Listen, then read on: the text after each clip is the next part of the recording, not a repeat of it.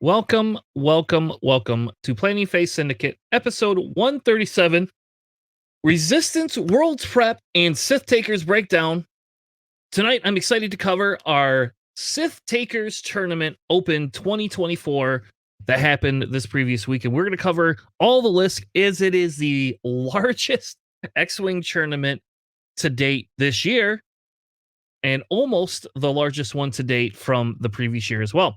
So what we're going to cover tonight is we're going to cover different things. We are hoping that we see some BOE. We don't know for sure. Kind of give you a little preview of what possibly Worlds could hold with about half to a quarter of the people that would show up for Worlds this year. Also, we're going to be continuing our World Prep with the Resistance faction and breakdown. We're going to kind of go look over what's hot, what to watch for, what you should be flying, and if Alex is going to give us the secret sauce to his list. With that being said, I apologize. We went live and then the stupid audio pooped out on me and I had to reboot. So here we are live for a second time. Let's bring in my co-host for tonight, the co-host with the mostest. Please welcome JJ. You still have an ugly hat. Gridiron, how are you tonight, sir? I'm doing all right. I was able to finally pick up a PS5 last week, or this week, I should say. And it's been so much fun. Been playing Helldivers, mainly just waiting for Final Fantasy VII remake or rebirth to come out. And yeah, excited. Instead, you should be buying yourself some Baldur's Gate 3, and we could get a little bit of Baldur's Gate 3 action going, baby. We could even probably stream that. Oh, yeah, definitely. Also joining us is the bench warmer himself. Please welcome Mr. Alex. How are you tonight, sir? Oh, I'm not too bad. Just, nice lazy Sunday. Made some lasagna. Turned out pretty good. Do you hate Mondays too? I do after because, we're streaming till 11 at night. That's kind of rough. You like lasagna, you hate Mondays, and you had a lazy Sunday. Sounds like you got some Garfield going up in there. Yeah. Well, glad that you all had a good weekend. I went out to a buddy's house and we played Arkham Horror all weekend. So Nice. We got the Scarlet Keys expansion, and it's weird when you don't own all of Arkham Horror and you have to proxy stuff. I don't know. It's kind of crazy. It's a little hard in my opinion, but we made it work. We have so if you didn't have a card, we took another card and you would write the name of that card on a little sticky note, and then you'd write all the verbiage for it. And then we had a line of sticky notes next to where we were at. That way we knew what cards they were. We always pick different colors. But there's I don't know if you've ever played Arkham Horror, if either of you have or not, but it is a really great co-op game.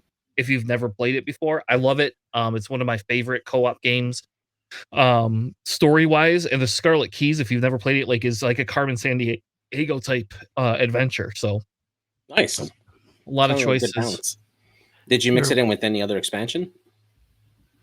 Well, you mix all of the cards for the investigators from all the other expansions, but you don't usually run the other expansions. But notably, Scarlet Keys actually has integrated a few of the standalone scenarios as side missions, and we actually played both of them. One of them we did not know was a side one. We did not know that the Excelsior Hotel was. So we played that first, just kind of get our feet wet, see if we wanted to spend all weekend doing that. And then we played, then we started getting Scarlet Keys, and then the Fortunes and Folly side pack that we just got to. That one ironically goes with it. It just, it was one of the stops, and then all of a sudden, here's a side mission you can do. And we're like, oh, holy shit. So you don't mix in some of the, it's not like Marvel Champions where you can mix in, match the different tech pieces to it all the time. You can, but it's a little bit harder because sometimes the other scenario feature pieces could affect what you're doing either negatively or could just make the whole thing really hard to play. Which we've done. We tried that before, in a custom content when it didn't work out very well. That's fair. I did play Eldritch Horror a couple times, and I really liked that. I never really played too much of Arkham, though. Yeah, it's a similar-ish concept. The difference, I think, the big difference is the Eldritch Horror has a little bit closer knit of a theme, a little bit less choices than you get with the Arkham Horror piece. It's a lot cheaper of of a game to get into, though. I'll tell you that right now. Yeah. But yeah, so that was my 4-way. We're very excited for Star Wars Unlimited coming out next week for the pre-release. We'll probably be chatting a little bit about that. We will not be going through lists. We are not a Star Wars Unlimited podcast. You do not have to worry. We are just three people that also like a lot of Star Wars stuff, except for Alex just likes games, and Star Wars happens to be games he likes. But we will probably talk a little bit about Star Wars Unlimited because essentially my daughter's birthday is next weekend, and I got permission, but I'm running a pre-release event on Saturday for Nice. my local, and then because I probably won't get to play, I'm gonna go on Sunday to play at the pre-release event if they still have spots left. I have to look tonight when I get done with this. So if Right you're my running side it, of Michigan and do it. I'm question hosting for you. one on Sunday. if you're running it, are you? I'm assuming you're also judging it too, right? Yes. So I will be essentially the store manager didn't want to learn it, and now he's going to learn it anyway, just in case I'm not there. But essentially, he didn't want to learn how to play the game, so he just was like, "Here, you were at the demo and you've been playing it, and you seem excited. You want to just run that?" And so yeah, so I'll be doing. I got to go through all the rules this week. That's like my nightly chore every night for like an hour. I have to go through and read part of the rules book. I guess on a positive side, JJ, I know I'm giving you a long answer to your short question, but on a positive side, the website now actually has like rules examples, and I Nice. hope to God AMG takes that, because they could fix that forum by just having like their cards listed, and you have the ability to like go in and it can give you frequently asked questions for each of the cards. That's Really good. genius. Never thought Yeah. about that before until I saw that this weekend. I was gonna ask. I know that they have particular cards. I know that's the Mace Windu, but I know that's probably for like OP. Are you going to get something similar like that for running the event? So they have judge cards that Yeah. so supposedly I'm going to get the judge cards. That's what I was Nice. told I would get, and then they said they would work with me on some other stuff. I get a pretty big discount at that store, like I get like a 30% discount almost. At that store because the amount of money I spent on Destiny and X-Wing at that store. You paid their paychecks essentially. Is what you're saying. Well, not everybody's paychecks, maybe a month of paychecks, but yes, I've spent some money there. But they've always been very generous to their judges. So we didn't go through. I didn't ask for anything. To be honest with you, other than that, like if they get promos and store kit stuff, that I get first crack at running stuff. So Nice. That's awesome, man. all right. Well, anyway, let's not spend all night talking about Star Wars Unlimited. Again, we are an X-Wing podcast for those of you who are just joining us and have never heard of us before. We are not a Star Wars Unlimited podcast. Do not let JJ fool you. So tonight we're going to kick it off. We're going to have a conversation real quick. It's not even going to be very long. AMG has released two things. We're only covering one of those things tonight. AMG has officially released the rules doc for Worlds Adepticon. Unless we have tournaments to go over next week, we will go over some of those rules and some of the things for Adepticon next weekend. I didn't want to do it this week because Sith Takers has enough to cover that's a pretty big chunk of time. But I did want to say I was pretty excited to see they released a notification about prize wall stuff. They're basically telling us what they're going to have there to some extent, what the cost is going to be for the ticket prices. And we already know how much tickets we're going to win for how many games we're going to play. I signed up for the Sunday second heat, so hopefully I don't know how they're going to do that. If they're just going to take everybody from the first heat and let them play by themselves, and then take everybody from the second heat on Sunday. I highly doubt I'll be in the top 8, so I'm I'm pretty good with confirming that I don't think I'll make top 8 at Worlds, and I'm happily just gonna play. I think I'm gonna play to grind some tickets. And it would be nice for me. I think I want some of those foil promo cards. Yeah. More than anything else. Obviously I want dice, but by Sunday dice will probably be gone, is my guess. They went fast last year, so. But any thoughts? Any thoughts on this prize wall stuff? It looks decent to me, I guess. I don't know. Yeah, I'm definitely interested to see what art prints they're gonna have in the various sizes, because I would definitely love to like get some to fill up my wall, even though I'm not going to that con. But it's pretty cool to see them like actually put in this amount of effort for prizes and stuff for Adepticon. This is probably going to be the biggest amount of prizes that they're going to have available in any one of their official tournaments that I know of. Yeah, 10 tickets for dice seems super cheap. I feel like those are going to go out real fast. That's kind of what I thought too. Yeah, that's really cheap. Now, if they got cool acrylic tokens, I'll probably pick some of those up too. I'll tell you what, JJ. So here's the deal. I have a cost of what it cost me to go to Adepticon this year. And if those foil prints, those art prints, those tickets, we can make a deal somehow to maybe reduce the cost of me having to go out there, because I don't care about art prints, like personally. Like the shit doesn't stick on my walls very well. If you've ever been in my basement, I have cement walls, and I could put stuff up to stick things to, but whatever. Like I move my room around enough. I don't want to do that. So we could make some deals and discuss, 40 tickets is X amount of time and blah, blah, blah. I don't know. I don't know how to get 150 tickets. So unless you win everything, that seems like a lot of tickets to me. Yeah. But we'll see. Maybe they'll have some cool acrylic tokens we've never seen before. Yeah, if they're anything like last year's World's Acrylics tokens, those are really, really nice. I like those a lot. They were thick. Yeah. And you know what would be really cool if they, like, remember when Dion did those metal ones? Like, I don't need the metal per se, because they always weigh your kit down, like, and stuff like that. But if they had those, like, big acrylic token, those would be awesome. Like, I would love that stuff. Give me a big focus token I could just throw on the table, Yeah. I don't know. Anyway, so that's kind of we're I don't have much other information than that. All I know is that they say they're going to support all of their games equally with this style of a prize wall, and this is how it's going to be. I won't lie and say, from my understanding, and I could be wrong about this, but I think from my understanding, you can take tickets you earn at X-Wing and go to other prize walls and buy stuff. So if they have a really cool Armada Thrawn card, I'm probably going to pick that up. Or if they have something cool, like I don't even play Shatterpoint, but if they had something really cool for Shatterpoint, some dice or something like that, I might actually just go pick some of that type of stuff up. I don't know. We'll see. The only weird thing that they had on there was these play area bumpers, which I guess they clarified. They clarified that they're like to go on the edges of the board, or they're like so that they give you room to put your cards out. And I want it to be like, sure, that's great, except for how many times do we get tables with that much room? Yeah, exactly. At a tournament. I don't know. Jeez, like half the time you got to take up some of the mat space just to put up your cards, man. Like, please. Exactly. And beer. And beer. And yes. beer.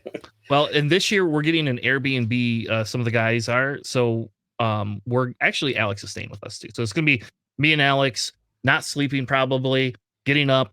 And we're going to have to carpool, I figured out. But I've decided I'm going to pre-make my whiskey and Cokes this time, so that when Alex and them start cracking beer at 9 a.m, I could crack my whiskey and Coke. And by the time noon comes around and I've done terribly and maybe one of them have done terribly, then we could go just hang out and drink in the parking lot and have somebody drive us around.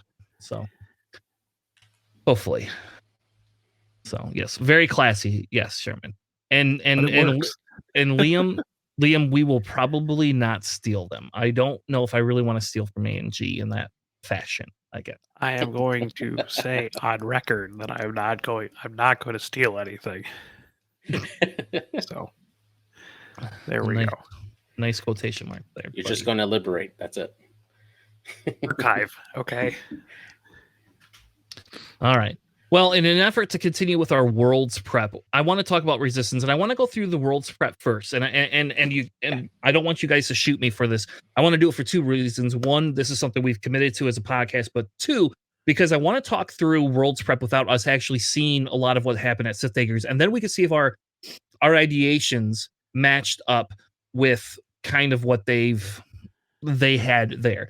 They probably will, because it is Resistance, and Resistance is a decently cut and dry plug and play faction, but we'll see. So there was definitely some different 4-ship lists, and I don't think Alex or JJ had time to look through any of the lists or not, other than the weird ones I sent because I did not build this doc until I got home tonight. So why don't we go into our Worlds prep discussing Resistance. Our goal is to discuss popular lists, valuable pieces, and what you could either fly to win worlds or what you might run into. So I decided to start to begin with. Let's start right here with what are the upgrades. The first upgrade you could just ignore. That's whatever. I don't know how to get rid of that. Eek pair, I need something where when I drop down to pick what I want for my upgrades, I can do like a multiple choice like I can on Excel and say I want these specific upgrades to look at instead of like an all or only one upgrade. But anyway, so you can ignore the S foils, but you can see heroic is the second highest count upgrade that is taken. I don't know. That seems probably logical, right? I mean, it's 2 points. It's an easy slap in there upgrade. Stuff like that. The marksmanship, that's the no-brainer. But look at the discrepancy between heroic and marksmanship. That's crazy, right? Like, is that just because everybody's running T70s? Is that what you guys think?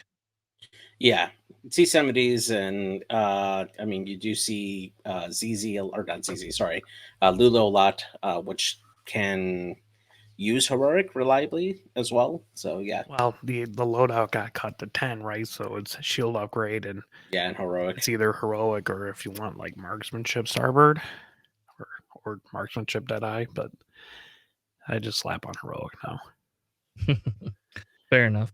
What's kind of impressive though is that frequency of the integrated S foils, you got the 0.06% of the people who aren't running T70s at all in any of their resistance lists. That's impressive. Yeah, who are those people? No T70s. Oh, we will see them in Sith Takers, Alex. There is, I believe, a Sith Takers that there's like 1 or 2 lists that didn't have those. That I will agree with you. That is crazy. That's over 1%. So I don't know. Marksmanship, whatever. That's normal. It's interesting to see R6D8 is taken over M9G8 by quite a bit. Is that just because they're not everybody's running the multiple T70s, or is it because people are choosing other things? R68 also costs 1 less, so if you have LO, it like slots in there really well. Fair enough. And then also it's passive re-rolls as opposed to locking one of you or your opponent to force re-rolls. Mm-hmm. So it's you don't have to set anything up, right? It's just you joust the other person. Now you get re-rolls. Yeah, exactly. Yeah. And I will say, if you look at your percentile, right, for these, like, in fairness, they're very close to each other, right? Like 59 and 58, like they're pretty close. It's just taken so much more. It just seems crazy to me, And then you have HLC. I don't think that's any surprise. We've been seeing that for a while. Ferrosphere Paint is kind of the other tech that we felt was underrated well before people were using it. R4 Astromech. So do you think there's 440 and 88 instances of Y-Wings? Is that why we have R4? Is like everybody just putting R4 on a Y-Wing? We also have like T70 Poe usually gets R4 as well. True. So it's between that and like Zori. Yeah, but if you look at the difference between the wartime loadouts, right, and the R4s, there's only a 42 count difference. 42 Poes, baby. Yeah. So there you go. Like it's crazy. So and then obviously Plasma Torps. I don't think that any of that stuff is really a surprise. So if we look at squads, so we'll start with squads, then we will obviously dive into pilots, and then we actually will get deeper into the pilots and kind of the mixture of it. Obviously, the highest taken squad is the 5 T70s, followed by 4 T70s and Zori. The Poe or Ray in 3 T70s is interesting that's up there higher too. I was a little surprised to see that as a number 3, but it did fill in there as number 3. Number 4 is 3 T70s and A-Wing, 3 T70s, an A-Wing, and then Lulo. Mostly Lulo, maybe once in a while Tally, and then a some sort of a Zori.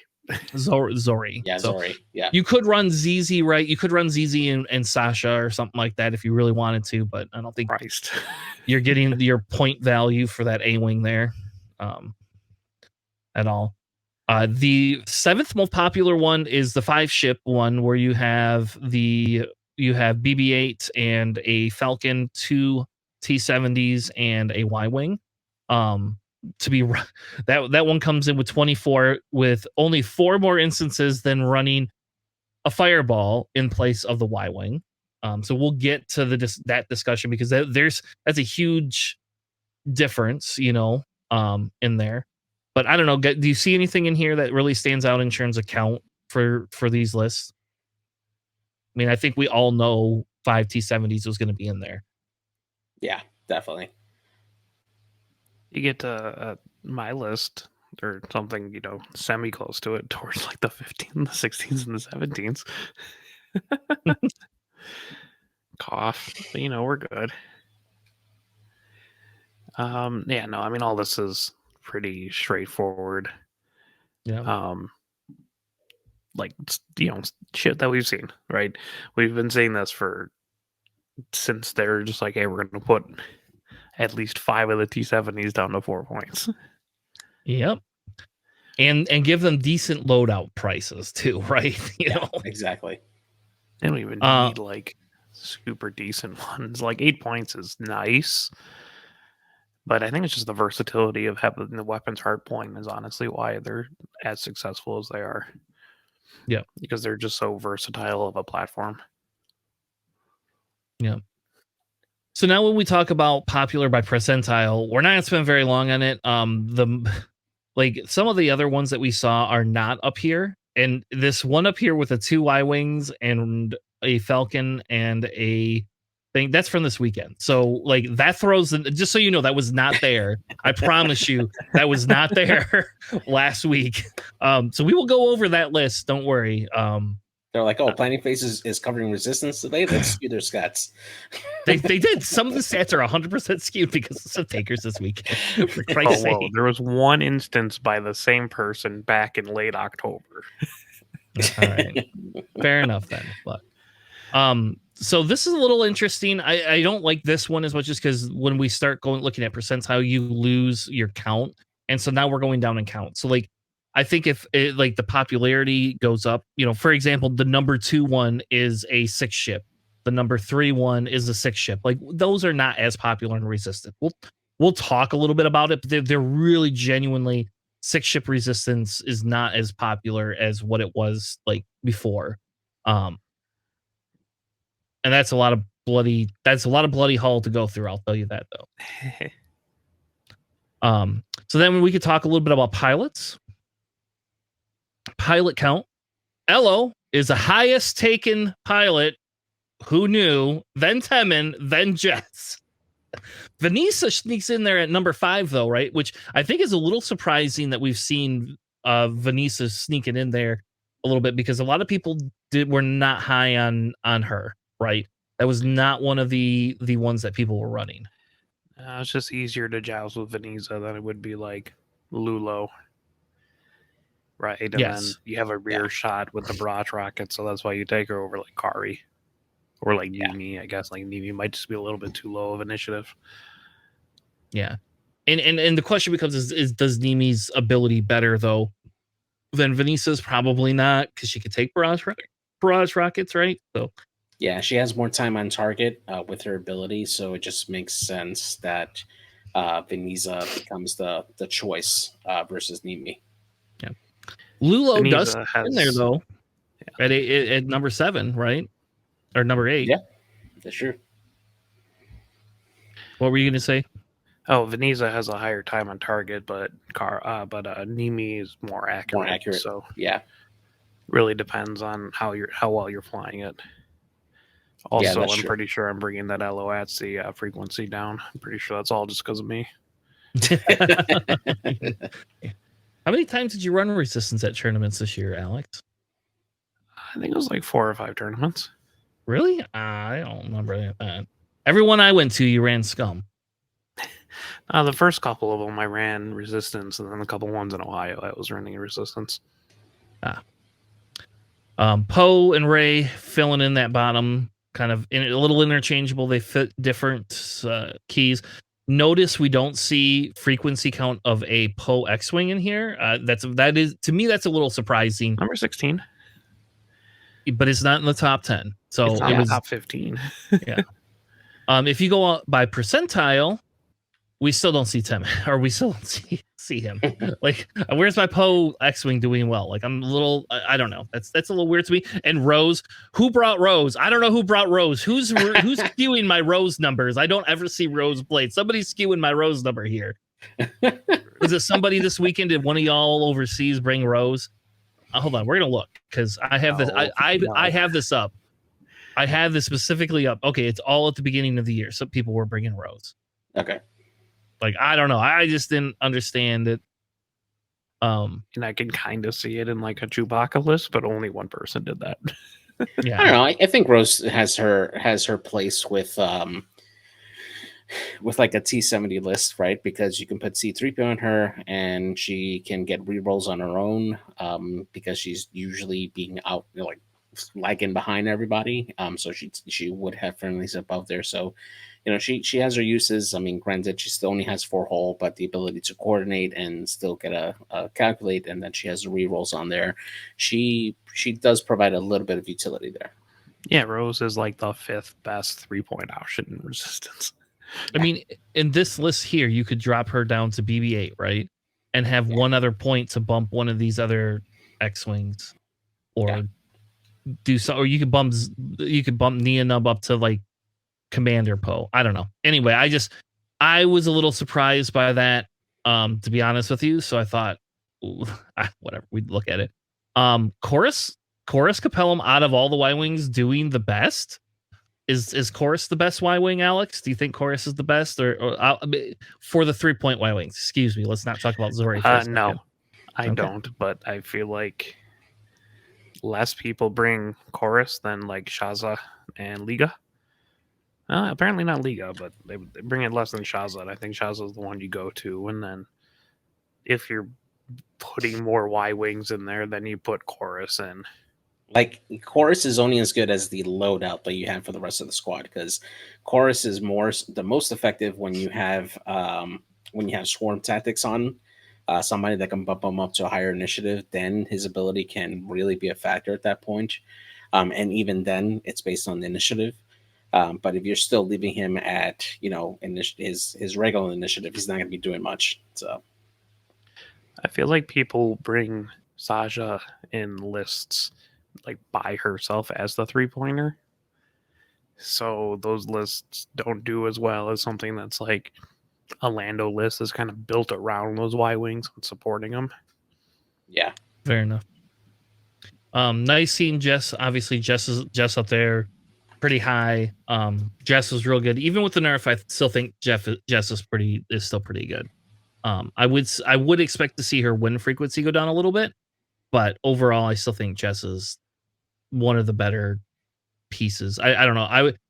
Back in 2.0, I flew Jess quite a bit in the T70. So yeah, I think she's like the second best T70 behind Snap. Yeah, and there's our girl Ray and Lulo, both of them up in there at 8 and 9. So they hit the top most ran pilots, and they're hitting the top win percentages. That seems pretty good to me. So you're welcome. It's not you. You didn't run 174 of them. So all right, let's talk a little bit about pilots, right? So we don't need to talk about Rose. We could just skip Rose, right? Like, that's just what we skip. Who do you want, Alex, since you're our resident Resistance lover, who do you want to start with? Who do we want to start pilot-wise to talk about? I mean, do you just want to blast through a whole bunch of the really easy ones first? Sure. Because there's not a lot of variety you're going to get out of like just Pava and Zori, right? There's kind of like 3 builds at most. All right, cool. Let's start with Zori then. That works for me. All right. So if you want to go kick us off, I'll let you kick us off. I do a lot of the talking, so I'm going to let you kick us off. So here's kind of a problem. The most run loadouts are no longer legal. Yeah, I was going to say 2-point hit. So when you look at, well, Mag Pulse Plasma Torpedoes, that's pretty cool. That's really utility. It doesn't happen anymore. So the biggest one that you see typically is Wartime R4 Plasma Dorsal. So now with the 2-point hit, it's kind of, do you want to dump the dorsal or do you want to dump the R4? Because Wartime Plasma Torps kind of is a must include. Like, that's the best bang for your buck you're going to get out of Zori. You're going to get a double modded I5 Plasma Torp off rip just by someone else next to you.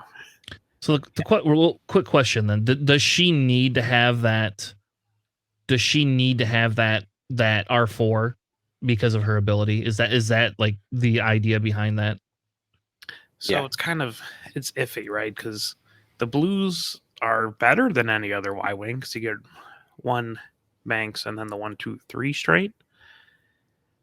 So if you can just deal with not turning, and also by not turning, a dorsal would actually really help. You can drop R4 if you find yourself turning a lot or like using Zori's ability all the time and doing like a 2 bank or whatnot. And a dorsal, probably not as good. I think I would drop the R4 or the dorsal, honestly. And I don't usually run dorsals on my Ys. Yeah. And I just wonder because it is sad that we can't take the Mag Pulse Plasma because that was fun. That was silly, ridiculous. You never knew what you were getting. I did not know many people that were running the Ion Mag Pulse. That's a new one for me. Yeah, there's only 8 instances of it. Yeah, that one says it does a lot.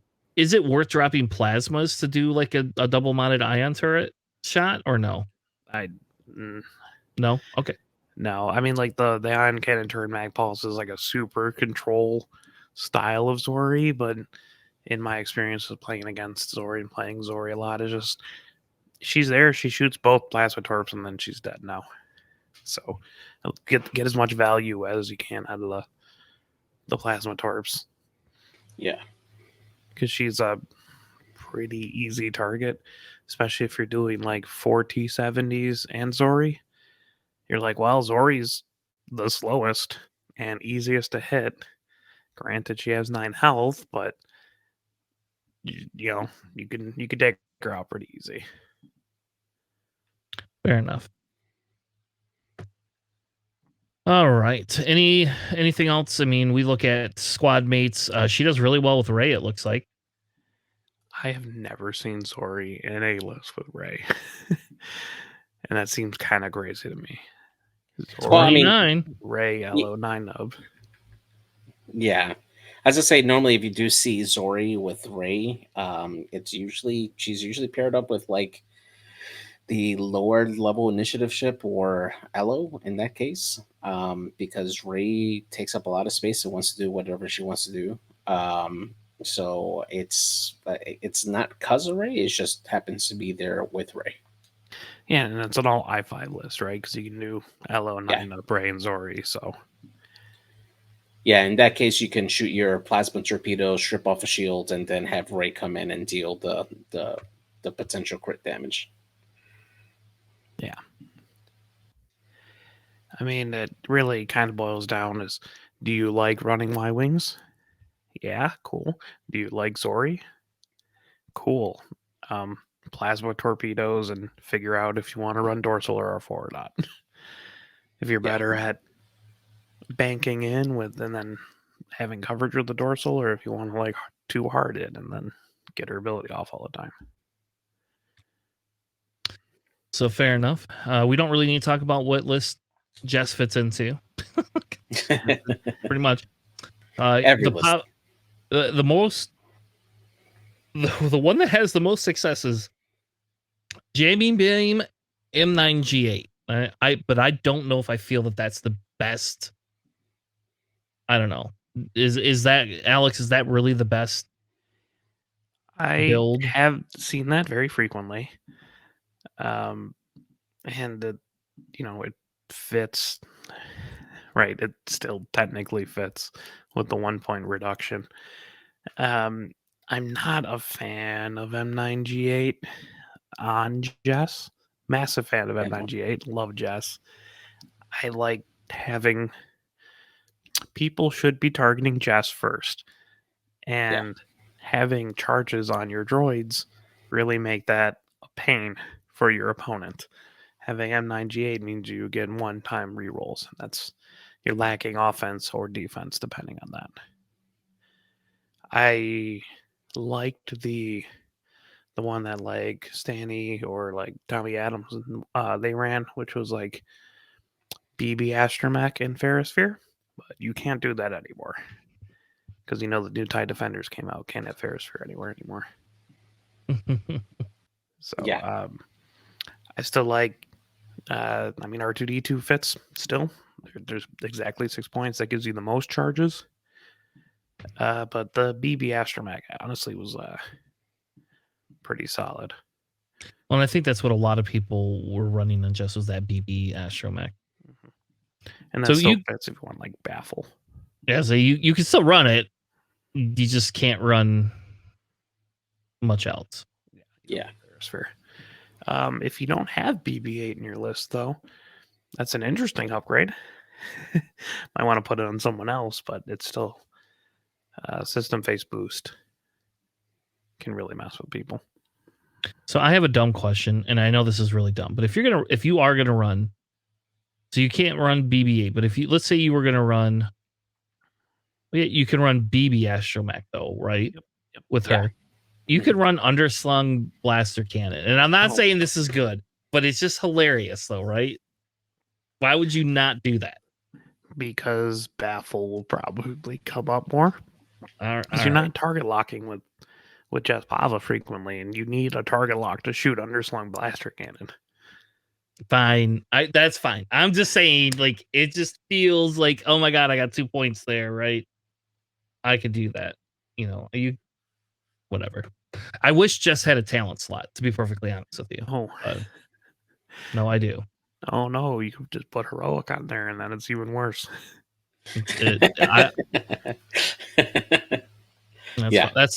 fine with me. So Well, she doesn't have a talent slot either, right? no, she doesn't. she That's why I doesn't said have- I would like her to. Do we cover Lega? We didn't. Do we want to cover Lega? I mean, if you're running like the Lando list that has a bunch of Y wings, you add Liga, right? You just generally put diamond boron missiles on her, right? That's the Y wing I recall, because she's got a native missile slot. So when you put on wartime, you can do double missiles. So typically, people just put on diamond boron missiles, and that's your entire loadout. Yeah. So this one ran plasmas wartime. Do you think plasmas are better than the other? No, you're an I3, so unless your other list is like around I3s, the plasmas are less good. Fair enough. But with like Lando, you can run like Liga and Shaza and Jaspava all at I3 and have double mods for everything kind of thing. So yeah, because these lists look like they're putting it with 3 Y wings, LO, and Lando. Would you drop Sasha or Chorus down to BB-8 to bump the Sasha up, or do you take Sasha over Lega? You just take Sasha over. I have dropped LO down to like Jarek to bump up Chorus to Jess when I ran Lando. Okay. And that was not too bad because you get 3 I3s, they're all double modded. You get an I5 Mag Pulse with Jarek, and then you got Lando doing Lando things. Yeah. But yeah, the Y wings, they're not like set in stone what you bring, but generally it's like cool. Shaza's bringing like dorsal plasma. Liga's bringing diamond boron missiles. Chorus is bringing typically like cluster missiles. But it all kind of revolves around Lando. So yeah, it's that giving out the extra actions that really make those things powerful. All right, moving on to Nemi. We do see Nemi. Nemi does have a decently high count, comparatively. I know Corey was very high on Nemi, like quite a bit. I don't like Nemi personally. It's just maybe it's a playstyle thing. I don't like it. I don't like them very well, but as you can see, M9G8, Ferrosphere, probably decent. That's probably I would not do shield upgrade personally. But that's just me. Yeah, honestly, like she's a pretty solid M9GA carrier because Yeah. you're not gonna like, you're not target locking with me because you just convert a blank to a focus result, right? So, it's a solid call. I've seen that a couple times. It's pretty solid. I like it more than, like the R6 D8 HLC version, which I've seen a couple times, which is kind of funny. Or Prockets. Shield upgrade, I understand, but I think if you're gonna do it, M9G8 is the way to go. Yeah. And then you have the 3 points to do whatever you want with. Ferrosphere is a fair call. I think that's a fair call list. Somebody ran Prockets. Look at that. A Procket Nemi. I don't know who's running a Procket Nemi, but Well, you can maybe convert a blank to a focus result. Yeah. Sure. I think on any that's good. attack. Sure, but how many times? I mean, I guess maybe once a tournament you get that Procket off, right? And that works great. Once a tournament.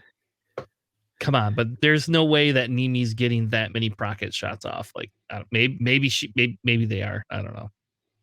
Depends how many arcs you play. That's true. Here, look at this. This is the funny thing. You have integrated shield, and then this one has jamming beam. Is it a +10? It's at a negative 0.19 if you don't take jamming beam. So if you have the point, take jamming beam, I guess, because it's better for you. All right. What else? Who do we want to hit next? Well, I mean, BB-8? we can go back up to Elo, right? He's just the most frequently played pilot. Yep, we can go to Elo. Elo, I think there's a little bit more discussion loadout wise. Yeah, correct. Yeah. A lot of resistance is not like set in stone, but it's like, well, you only have 7 to 8 points to work out. So there's only so many effective loadouts you can do. But so the first one is the Ferrosphere R6D8 one. Yeah. But there's only 6 instances of that. Yeah. And that's okay. Honestly, the one I like the most actually is the crack shot R68. I believe there was several people down in Ohio when I went there that were running that version, and they like it a lot, and I do too. Crack shot. Your T70 is actually pretty bulky, so they live a little bit longer, so it's a little bit harder to justify the crack shot. But you have an i5 double modded shot if they're in bullseye, and then you can crack shot. It's a really good if they're very fragile aces, or just knocking some more damage in there. So I don't know, maybe Zori shot him with a plasma torp, right? And now they're stripped of shields, and Elo can go in there and just finish them off with a crack shot. And so I have another weird question. So I see some people are running the crack shot jamming beam predator. So we ignore jamming beam for a second. We just say crack shot predator. Do we feel crack shot predator is a little bit better than the R68? Is the only reason R68 is in here is because you don't have another carrier, or do you specifically want R68 on Elo comparatively? I mean, R68 is strictly a better upgrade than Predator, right? Because it allows for more rerolls, and it does functionally the same thing as Predator. If it's just you. I think the only reason why they were running Predator Crackshot is because someone else in their list already had R68, probably Snap. Yeah. And that's why I'm going to run it on Snap. It's a solid upgrade for Elo. I mean, you only get 8 points, so if you take Crackshot, you got 4 left, and that's your best droid. Although there is kind of an edge case for BB Astromech, which I've seen before, and it's pretty cool. Yeah. Another popular one is the R68. or I'm sorry, the swarm tactics, jamming beam, heroic. I do not like that, but that's just my personal opinion. So it's how I wouldn't be able to fly it very. I don't think it would not fit my play style, but we have seen that have quite a bit of success. Yeah. Honestly, like Ferrosphere, Ferrosphere HLC isn't too bad. People put HLCs on LO as well. So 3 points left over. Ferrosphere's not too bad. You can do heroic marksmanship, which a fair amount of people do. So it's just very flexible platform. I think that's why people love him, is that he's an I5 and they can just kit him out however they want. My question is when do I get a heroic or separatist? That's what I want to know. My droids blank out all the time. Well, hopefully in future packs we'll get something like that for CIS. Another option is that advanced optics, right? I have not personally seen that very much. People have ran it. I don't like the advanced optics either, because most of the time, like, do you really want to spend that focus for an extra hit when you only have 2 dice? You do get heroic, I guess. Yeah, and the other part of it too is just like it's situational, right? Because there are times where, with Elo's ability being able to do the Talon roll, you're going to be in a situation where you might just be like on a one-on-one situation versus another ship. So in that case, having that advanced optics will help you on offense to like be more accurate.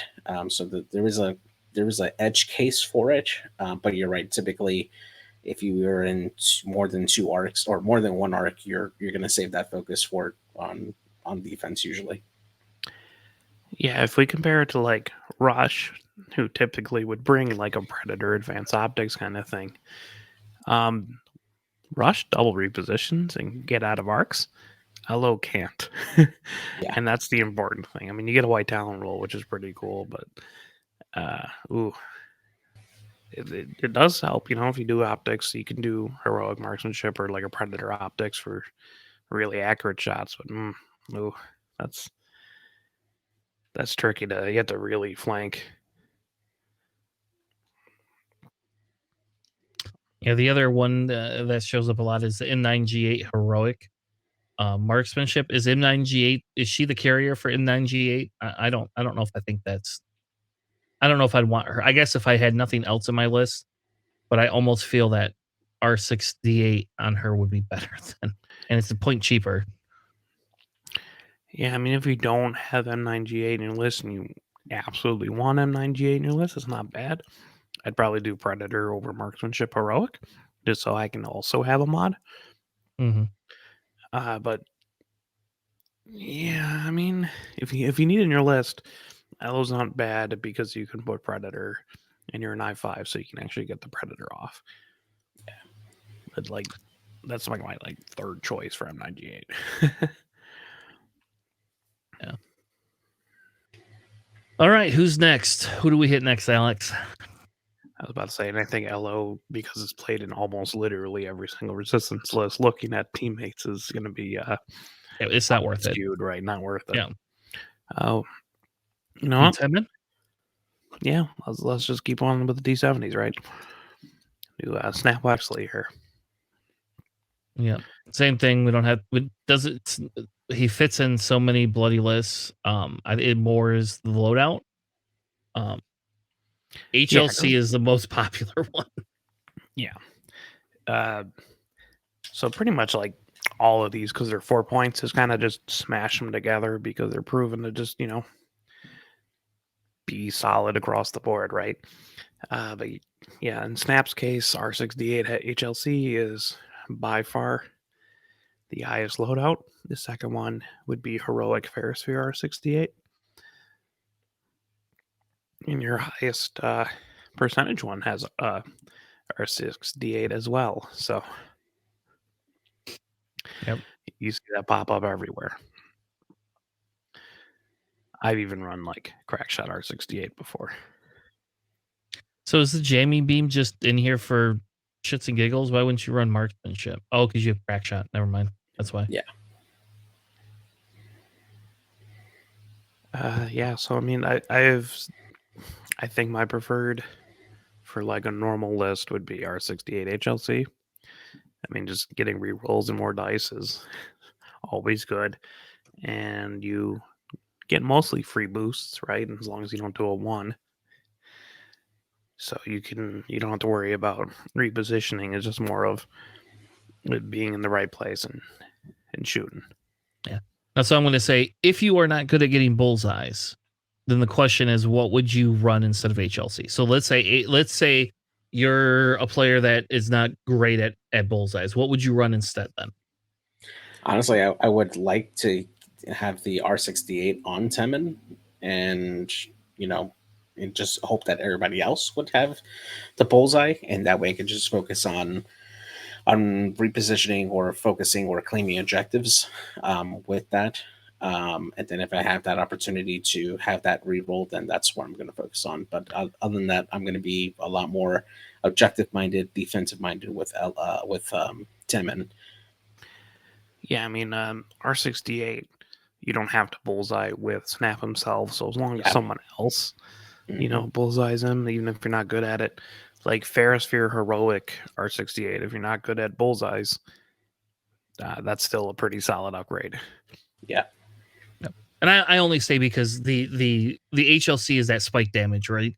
Like it gives you that extra dice at range 2 and 3 that allows you to do it. But if you are not good at bullseyes, I would like don't run HLC. And that was my point. Like I get the R68s, but like people don't always like HLC at an I4, even with the boost. I know Alex loves his bullseyes, so it's a little bit different, but not everybody else is practice as Alex is at bullseyeing people. So people just keep bullseyeing Merle. That's not on me.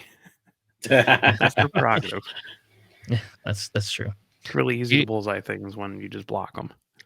Well, you know what the sad thing is with Merle is getting a bullseye with your rogue. It's just like they cancel out, and then you just like, oh, this is so sad. It's so sad. So all right. I have done M9G8 crack shot until I realized, man, he sticks around a lot. So I'm a little bit less on crack shot Snap, just because like people aren't going specifically after him, and if they do, you have a free boost. Like you can move really fast. So actually, I've soured a little bit on the crack shot builds, just because there's other things you can put on there that's just a little bit more useful across the whole game than crack shot. Yeah, I would agree. So, and it's kind of funny we don't see Predator in here either. So, all right. So who's next? Who else do we have? Oh, we have Vanessa Doza. That's the next one. Yeah, I mean Vanessa's. I mean, it's mostly just barrage rockets, right? There you go, barrage rockets, marksmanship. Oh wait, where else have we seen this in a 4-point ship before? Yeah. Yeah, right. Some people do run cluster missiles, and R3 Astrovac, as you can see. I don't think that's as good. My buddy played that for a little bit, and then he's just like, never mind. Going back to barrage rockets. Yeah, it's annoying. I'll tell you what, it's annoying because Vanessa dies. That's why. Vanessa is almost like as if she's always taking target lock. You kill her. Yeah. Especially at an I4, if you're taking locks to shoot cluster missiles. It's yeah. You're in close, and you're not gonna have a thing. Now, how about this though? So I have a question. If you were to run Vanessa with Lando, would you consider the cluster missile R3 build at all? Just because that would give you the ability to be able to have that focus too for defense. Maybe, but like there's like 6 other 4-point ships I'd run ahead of Vanessa at a Lando list, right? Because points are kind of tight at a premium. Yeah. So I would like to either run like Snap or LO or Lulo over Vanessa. All right, fair enough. Jess. All right. So let's look at Poe. I don't know which Poe this is. I guess we'll find out in a second, won't we? Most likely Falcon Poe. No, this is definitely not Falcon Poe. I picked I'm sorry. T70 Poe. Jesus Flyboy Christ. Poe. I didn't mean to say Falcon. Flyboy Poe. Sorry. Oh my god. So I think Poe kind of starts our deviation in an X-wing, right? Because I don't think there's any other X-wings that we missed that were popular. And so we have two versions. This one must be Flyboy Poe, right? That's what this has to be. Yeah, if it has the black one title, it's Flyboy, because HOH Poe does not have the title. All right, so this one essentially is they've only got two people with the similar loadouts. Like, I don't know. So it's you could run Magpulse Protons or Protons and then like other jargon. So they're almost identical except for one has the Magpulse in there. Is the Magpulse that much more beneficial, or you just like if you have a 7-point ship, you really just need that spike damage, right? Like that's what you need from Poe is more than a control piece. I mean, if you have both Protorps and Magpulse, I can kind of see it, right? Because you are having an I6 Magpulse. So if like you're going against someone like Vader who needs that lock, it might be more beneficial to shoot the Magpulse off first. Okay. So I can kind of see it. What really kills me about the one above that, the one with Ferrosphere, Overdrive, Protorps, is that they have jamming beam instead of like munitions failsafe. You know, Mm-hmm.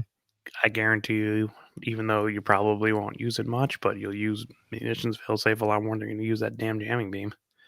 You know when you're going to use that munitions failsafe is when you roll out and you roll a hit and 3 blanks and you pick them up and you spend your target lock and you re-roll into 3 blanks again. And you go, fuck this. This is bullshit. You want to know what's the funniest thing I've ever seen on stream though? On stream I've seen a Poe throw a proton torpedo and roll all blanks and be able to heroic it. That is absolutely insanely hilarious. And then when they re-rolled it, it was like a crit, 2 hits, and a blank. And you're just like, oh my god, like holy crap. Because you don't ever see 4 dice blank. That's so rare to see. But it was hilarious on stream to see somebody do that. I've done that with Ray on offense at range 1 with my 4 dice twice in one tournament. I've done it at range 1 with Lulo a whole bunch of times. I do it all the time. It's easy. All you have to do is open. Yeah, I see that happen a lot with Lulo. Yeah. So this one we don't have a really good sampling for squad mates. I mean, really, it's an Elo, Poe, Ray, BB-8 list, which we'll talk about that in a little bit. Like, I don't think that's a bad list. That's I still think that's to some extent almost a 3 aces list, I guess. Like Elo is really not an ace.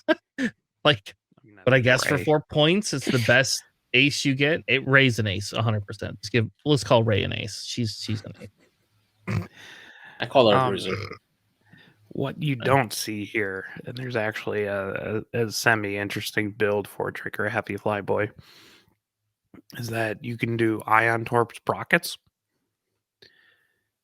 And then, like, you still have Heroic, Ferrosphere, R4. You got Ion Torps, Sprockets, Munitions, Failsafe, and Overdrive. All that fits. And you use up every slot, which is kind of funny.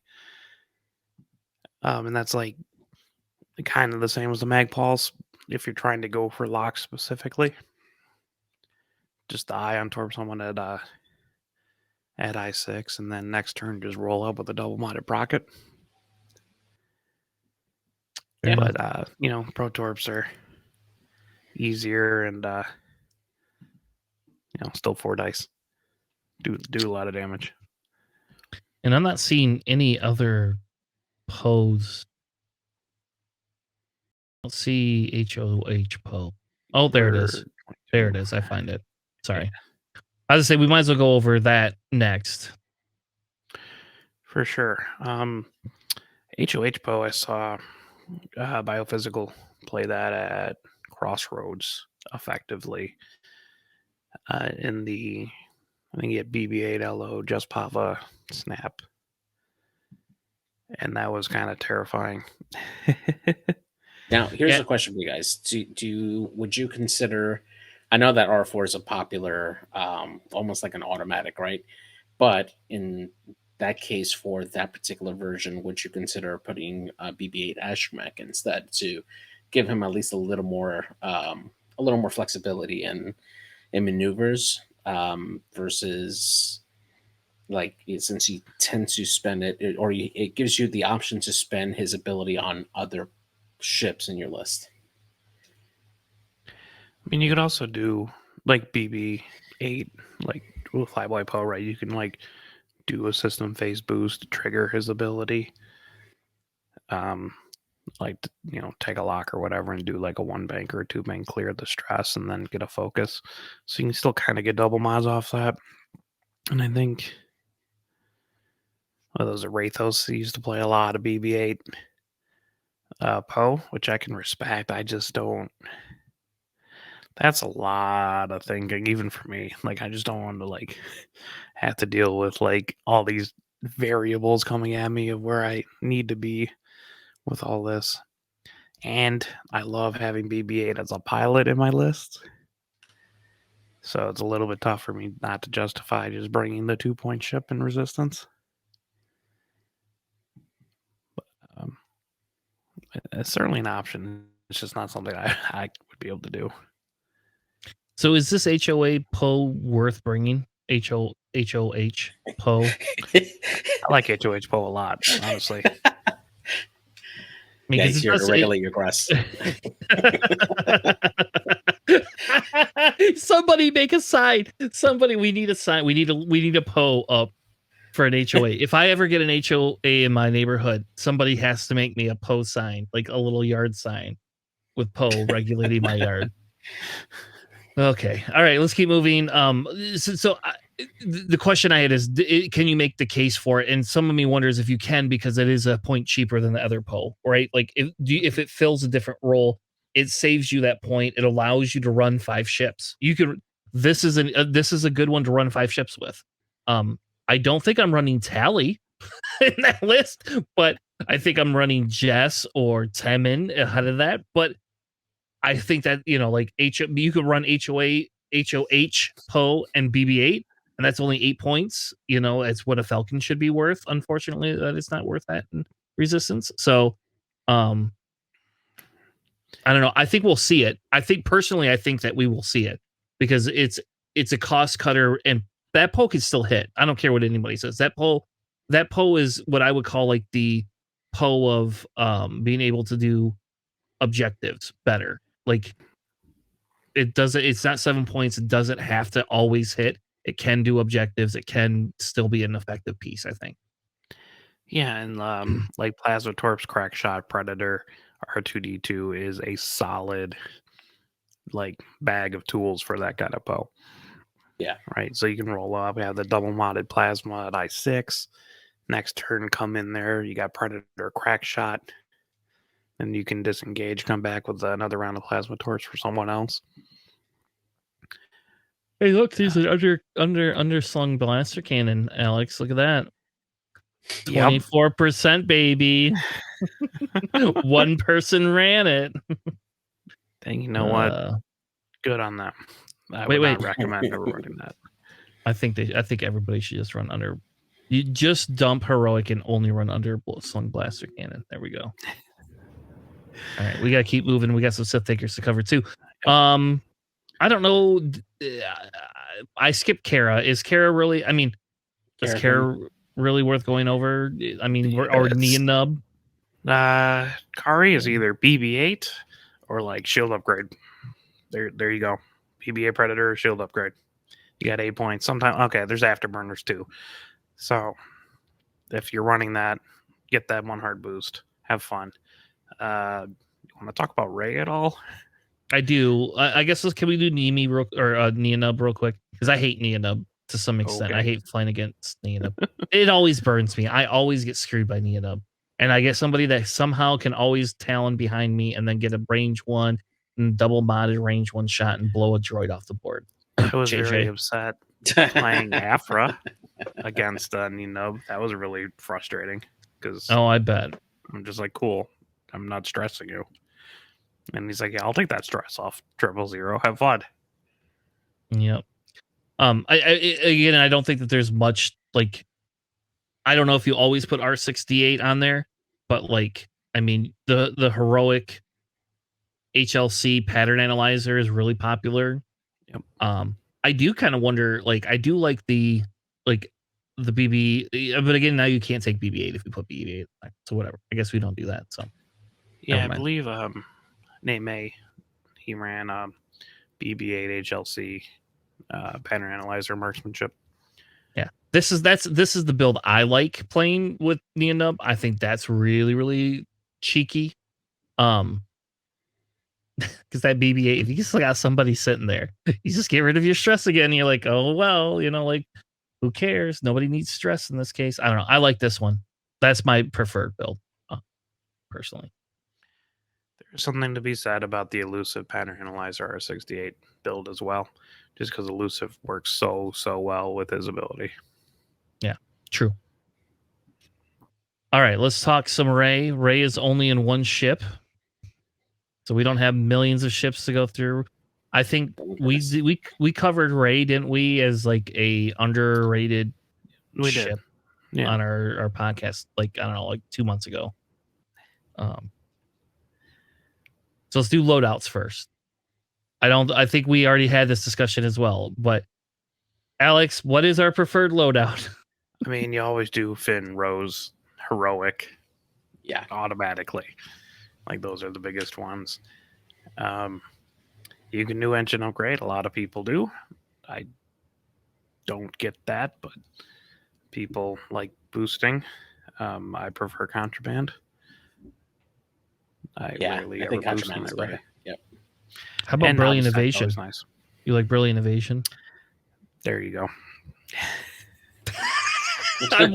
on one dice, and oh no, I'm adding a dice with Finn. Like, yeah, how often does that happen? And is it Finn a blank too? Yep. Actually, I mean, does brilliant evasion ever even work? Like, does it actually ever work? Range 3? At range 3, I guess. Or if you roll a blank on defense, add the Finn die, heroic, both of that into double focus. Maybe. Okay. That's very situational. But honestly, for that 4 slot, the patience is also a very good upgrade for Rey. She's still going to be able to get that Finn blank in there. But sometimes you need to regen that force, especially if you use it all on offense, like the turn before, or you've taken several attacks and you've already spent your force, or you're going to be spending your force. Just being able to regen those force later on can be a very big help. Why is nobody running contraband on these? Like, there's not even an instance in here. Well, you'd have to go to the small samples. Yeah, I know. All my contraband play is from, but okay. I don't know. Again, people love their engine upgrade. Yeah. I would still argue over novice tech over patience, though, JJ. I mean, like, patience, I understand that it's super useful and you can kind of mitigate the deplete. But man, flipping over like a weapons failure is huge for Rey. A blinded is the biggest thing you need to flip over. Damaged engine really hurts. Just being able to flip over like blindeds or weapons failure is what keeps Rey like semi-relevant, because you can block Rey pretty easily. So if Rey has face up crits and she's getting blocked the whole time, that's a death sentence. Yeah, your Rey's going down. So Poe is this Poe Dameron, very high percent win rate with it, right?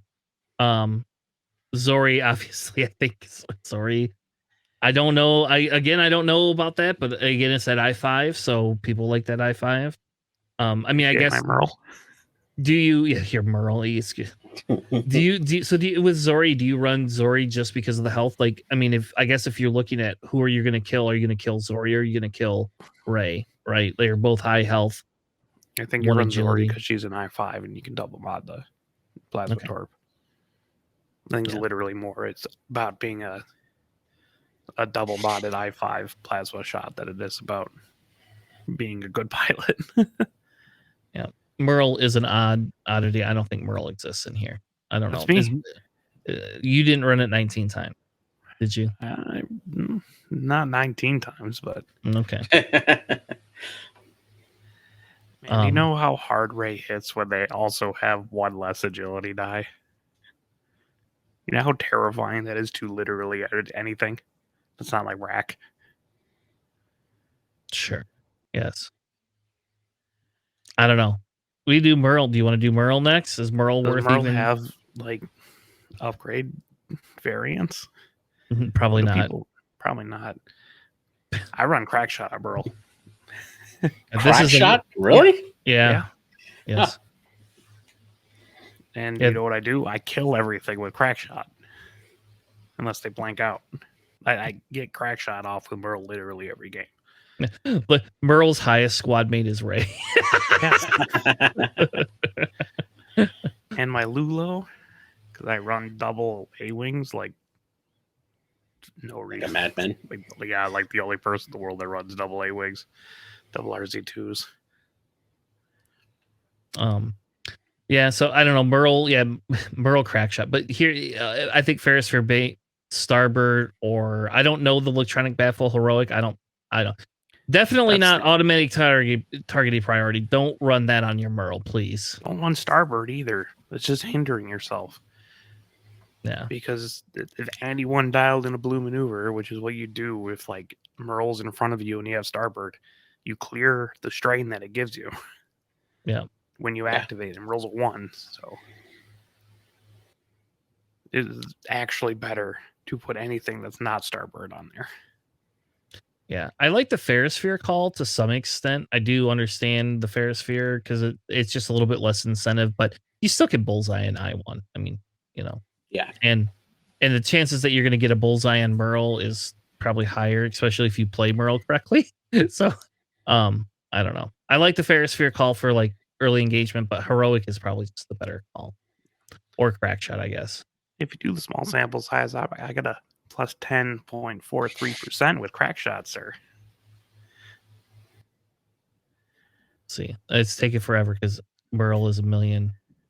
Yeah, it's Yeah, but look what's even higher than that. APT, Alex. That's the top one. APT for some, or ATP for some reason. Who brought it. Yeah. Well, the 3 people that brought crack shot. I'm just saying. Those 3 were me. The 3 people that only brought heroic and were like, I don't care about anything else. I'm only bringing. Don't want heroic. this baffle. Just give me the heroic. Just give me heroic. All right, who's next on the discussion list here? And I think Lulo's less of a discussion now, right? Because Lulo's at 10 points, so shield upgrade heroic. Yes. Or and I think Lulo, like in my opinion, Lulo, the discussion on Lulo is like, do you want that ace style play, right? Like I don't think you take Lulo if you don't like that play style, because Lulo will die very quickly if you're not careful. I don't even know the last time I've ever lost my Lulo, honestly. Okay, well that's you. So I'm just saying, flank the Lulo. It's not that hard. Just put Lulo away from the rest of your list, and then 5 straight boost, and then you're good. All right. Well, I'll line my Kylo up and we'll joust. There you go. It's fine. I don't have to stress myself out. I don't think. I mean, I guess Kaz might be the only other option. Maybe Poe Falcon. That's like somewhat relevant. BB-8 is there, but just slap on Han and targeting computer. You can make a case for Chewbacca, but having a stack of 4 of 8s next to your BB-8 visually and mentally really makes people just not want to shoot at BB-8, even though you can still kill BB-8 super fast. Yeah. Yeah, Kaz popular loadouts. Do I have the things still on? Yeah, Kaz popular loadouts. The FTC Notorious targeting computer. I would get away from FTC, honestly, just because that's too much of a I'm not even going to bother with Kaz kind of thing. But man, Notorious really if you have a list of like Jess and like Kaz next to each other, and you're just like, cool, which one of these guys do I shoot? Do I get strained from Kaz and then he hits harder, or do I shoot Jess, who's gonna just get a bunch of rerolls? So if you drop FTC down to Contraband, which is kind of like Contraband or Deadman's, like Deadman's is okay. I think on what else can you run if you go down to either Deadman's or Contraband? Oh, here it is, right here. R1J5. There you go. I'm not. That's the answer. You should put Notorious on. I like Notorious a lot where that like bucket. Well, look, you could fit Notorious, Bucket, and Deadman's. That's what I'm saying. Like you could fit all of, but I don't think you could fit all of it. So if you drop this down to 3 points, you have 2. You get rid of targeting computer. I guess that's silly computer. Though. Yeah. I mean, honestly, like FTC isn't the worst. It's just sometimes it could be just a little too much, like of a. Like you still want people to shoot Kaz, right? For Notorious, so you still have to make it a little bit of a juicy option. Yeah. So if you run Contraband and Notorious, you still have 4 points, right? So what else? So you put targeting computer you on. Should put targeting computer on there. I mean, if you don't, you still have R68, or sorry, not R68. Yeah, that's right. Which some people were doing earlier. I mean, is it worth putting R4 then? Or are you better to put like electronic baffle so you can just kill off stress if you need to? I wouldn't start doing damage to Kaz. Yeah, no. That's definitely not the way to go. Honestly, you can just do advanced slam targeting computer. That ain't too bad either. Advanced slam targeting computer, Contraband, Notorious. Does that all fit? Yep, it does. Okay. All right, I like that too. So what's the damage card that you're gonna put on Kaz to start off? Oh, there you go. I usually do fuel leak, honestly, because it's like super inoffensive. There is a case for the ion one. I'm blanking out on the name of right now. And then using bucket. Well, I'm just saying with like a Notorious build where you don't have that, but there's an edge chance, an edge case where being ion doesn't really hurt you too much because you're doing a 1 anyways. But honestly, like fuel leak's probably my preferred. Okay, would you ever consider putting on there? What's the one? The wounded pilot. You can't do wounded pilot because you can't do pilot crits. It has to be a ship crit. Oh, okay. Yeah. Boo. Boo. Playtesting works. Yeah, I think Kaz might be something to look out for. I think so too. I think it's something that because Kaz is one of those ships that if you ignore will just start to eat you alive. That's what happens. And Kaz is 4 points, like everything else in Resistance. They just slap together. Yeah, thank God Kaz is in 3 points.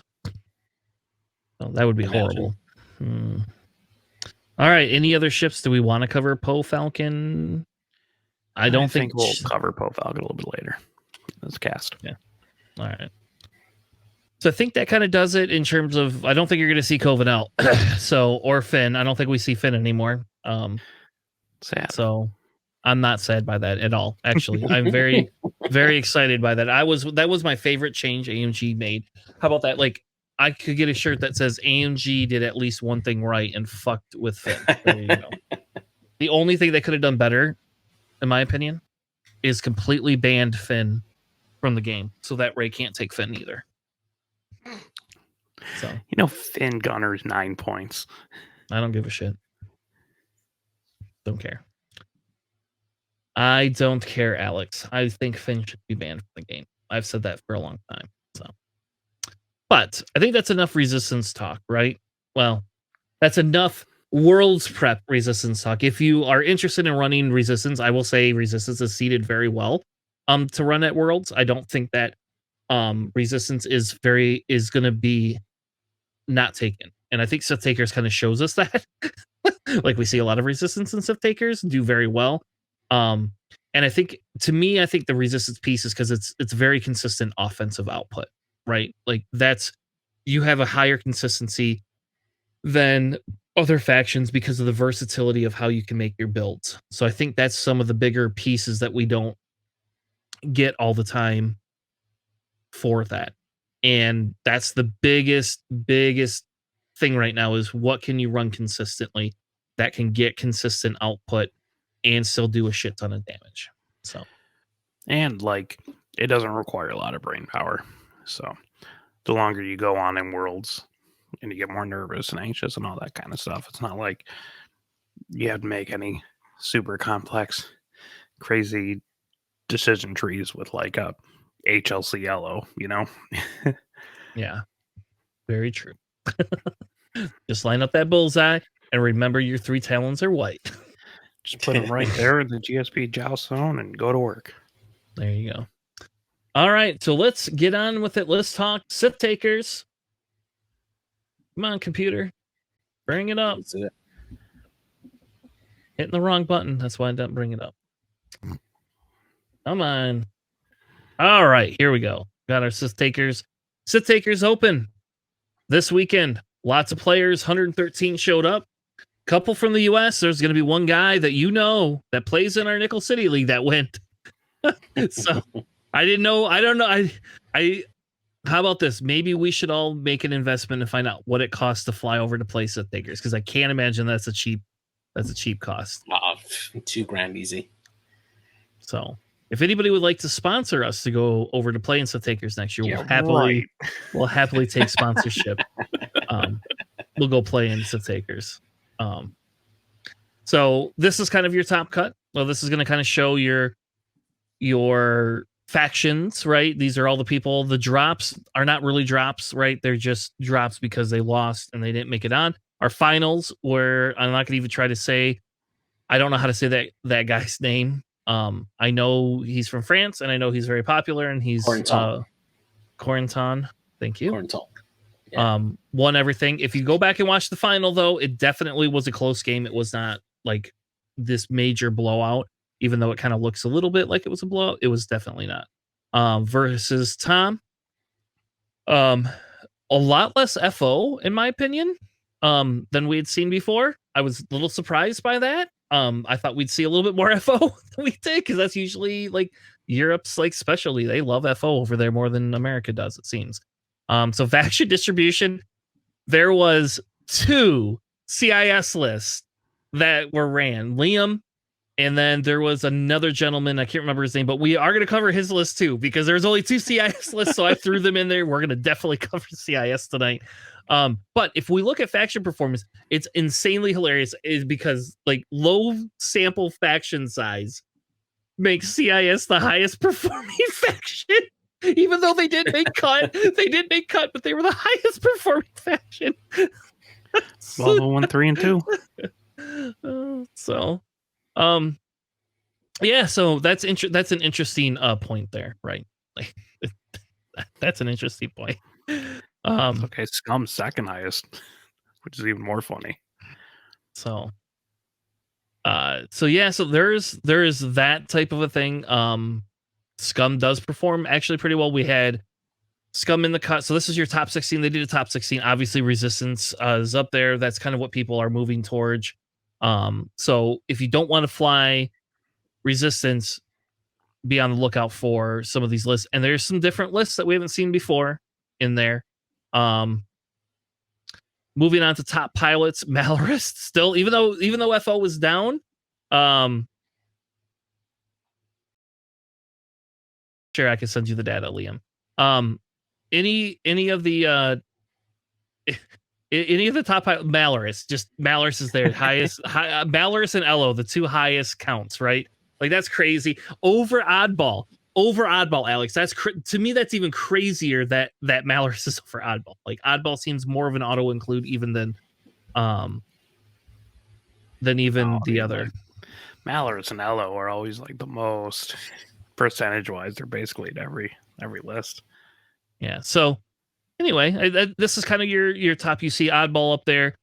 We did not see in terms of the top ran pilots the BOE stuff yet. in terms of making it up there.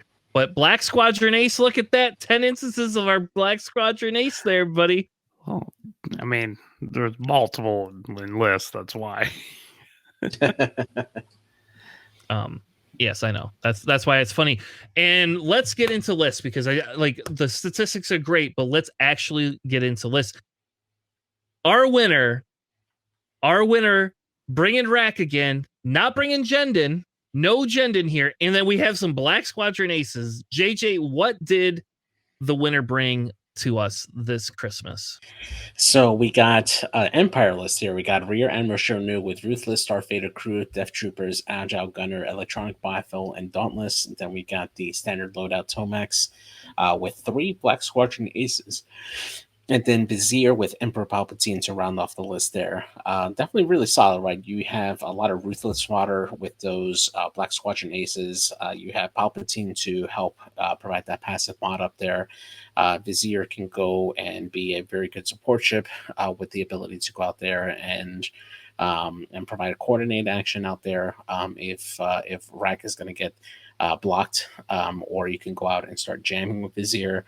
That does pair very, very well with Darth Vader, being able to push that extra, like automatic damage with that ability there. And then since it's tied at I5, with Tomax can shoot first with that plasma torpedo, strip some shields, and then Rack can come in and push crits through with his ability. So overall, really great list there. Those Black Squadron Nations are there to help block and contest objectives when you need to, and just put a pot shots whenever they can.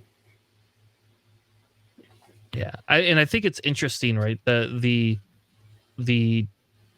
taking those Black Squadron Aces over something else, right? Like he's saying, I don't need anything but these 3 aces, which does make that right a 6 ship list still with Vader in it. I don't know. What do you think, Jay? Do you think that that's a decent list that we should be on the lookout for, or are we better? Yeah, I mean, it's very similar to what we've seen already with like the bomber list, right? You're just swapping out 2 bombers for 3 TIE fighters. That's the main difference between what we've seen before, especially what we've seen from Velvet Buddha, what he took over in PAX. This is a variant of it, and it's done very, very well. Just having that additional body out there on the board does help cover a lot more ground. And when you're looking at objectives or when you're looking at scenarios that really rely on objective play, having those 3 bodies definitely helps because you're able to contest the objectives earlier. You're able to block up stuff, if you range control very well, and just prevent other people from being able to access those objectives or have them make a decision on whether or not they're going to attack or take the shots from Rack and Tomax Bren in exchange for that. So, yeah. All right. The next squad we have up, Alex, what is Tom running? Okay, so runner up, and apparently a super close game. You got Trigger Happy Flyboy Poe, Heroic R4 Proton Torpedoes, Overdrive Mag Pulse, and the title, what we were just talking about not too long ago. You also have Ray with Heroic Novice Tac, Rose Fin, Engine Upgrade, and the title. And then the remaining 6 points, they decided to go with double Y-Wings. So you have Shaza with dorsal concussion bombs, delayed fuses in wartime, and then Chorus Capellum with dorsal concussion bombs and wartime loadout. And you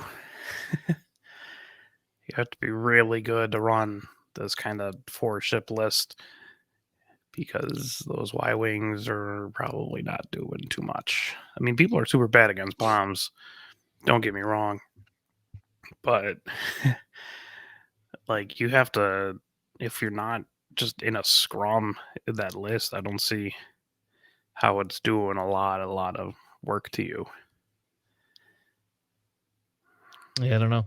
When I watched some of it on stream, those concussion bombs are somewhat area denial is kind of what it was being used as. Right. So it's let me serve them up, dump my concussion bombs, and then what are you going to kill? So it just seems pretty easy to just go straight after Ray and get 7 points here before Ray's going to get any value. Yeah. All right. The next list we have is our third place is Colonel Jendon. There we go. There's that infamous I-6 defender with Vader, SSP Vader, which you need in this 4-ship list. Tomex, basically it's the bomber Tomex that we've been talking about with the plasma torps. And then Vizier Palpatine. So if we're going fair off in this list and going with a Vizier Palpatine, it's a good list, but I don't know. I feel that you're putting, it's the same thing as like the Poe Ray. You're putting a shit ton of pressure on Vader and Jendon there, right? Like your Tomax offense only lasts until they shoot Tomax. So, the Tomax doesn't do anything, especially if you get a couple of good crits in there, because he has no way to get rid of those. So yeah, it's kind of a 1.0 Pal bases kind of list with a bomber thrown in, which is cool, I guess. I don't know. I don't believe in this list. Honestly, I'm sure it's good against like this particular field because they tend to play a lot of AC high initiative, generally in like that kind of area in the Sith Taker area, I believe. So it might match up pretty well there. I'm just not I feel like you have to like perform perfectly in order to like consistently just win games with that kind of list. Yeah. Because your other option is to bump up Tomax to Soontir and take a BA, a Black Squadron with it. Like you could do that as well. And then you have 3 I-6s in Black Squadron, which I have 1 win and 1 loss with. So, I mean, it works there, but I'm not going to Honestly, I think that's worse than the Tomax Vizier one. It probably is 100% worse, but it's a lot more fun to fly, Alex. That's what I'm going to tell you. You do get triple I-6s. Yeah. I get to just say I got 666. That's what I get to say. So I got a 666. It's called Afra. Yeah. Anyway, I mean, is it? It's a YV666, baby. Yeah, but I don't get to run a defender. Like that's the difference. There's no defender in that list. Give me an Afra and a defender together, and sure, we'll have a conversation then. The next list is Timinator, kind of like Terminator, but with the Timinator, green away. This is a very interesting FO list. Alex, what is this list here? So, you have Kylo Whisper with Brilliant Evasion, that spite, Instinctive Aim, Concussion Missiles, Optics. Like this is a very typical Kylo Whisper you see all the time. You got Malorus with Cluster Missiles because it's Europe. You got DT with Deuterium, Scorch with Swarm Tactics Marksmanship, Midnight with Swarm Tactics Fanatical, and Null, the I0/I7 TIE Fighter with Swarm Tactics. So you can shoot, you can Null Scorch up to 7, Scorch can up Midnight up to 7, Midnight can up DT up to 7. So you could have 4 I7 shots and 2 I5 shots for what it's worth, but that only does so much when 3 of those are TIE fighters. Yeah. I think this is an interesting list. This is saying I want 6 ships, right? And this is how I'm going to get there. Yeah, I brought 5 TIE fighters and Kylo. Yeah. Yeah, I don't think it's a horrible list, I guess. Yeah, no, I'm not saying it's like super bad. It's just, there's kind of a reason why no one flies Null, right? Yeah. Scorch and DT, they can put some damage out. Malorus is always solid. Kylo Whisper is good, but I feel like this is an incredibly fragile list. And I don't know if like they have to be like huddled together, somewhat close for the swarm tactics, right? So if you put rocks to break up the formations, it kind of gets a little weird for that kind of list, right? Yeah. So I understand the null swarm tactics, but they also have the swarm tactics on Midnight and on Scorch. Is Scorch swarm tactics just because you have the extra points? Because you Well, you could can run swarm Deuterium. like you can swarm null can swarm Scorch up to 7, and then Scorch can then I swarm see. tactic someone else up to 7. Okay, I see. Yeah, like I said, it's not like a bad list. I just kind of I don't know. I feel like you'd have to. It's good jousting list, but I feel Yeah, like I if mean, you're not jousting it, it's less and the good. biggest thing, right, is that like you're putting on target on null, right, which means that your Scorch is going to live a little bit longer. Your DT is going to live a little bit longer, right? Because the priority for your enemy is to reduce um, the initiative of null, right, down to 0, right, as soon as he gets a damage. So that's going to be less shots that the other ships are going to be taking. So as long as you can take full advantage of that, even if null does end up taking a damage, you could still swarm tactics back up to initiative 4, so that we can take shots back then. 6 with So midnight. Yeah. or 6 midnight, yeah, exactly. So you got options, right? So it's not always a bad thing. It's a definitely a very interesting piece for that list, right? To have that there, to be able to shoot first, especially if you got a ship that's already like low on health and you can initiative kill it. Especially even more relevant if it's an I6 ship that you could take out at I7.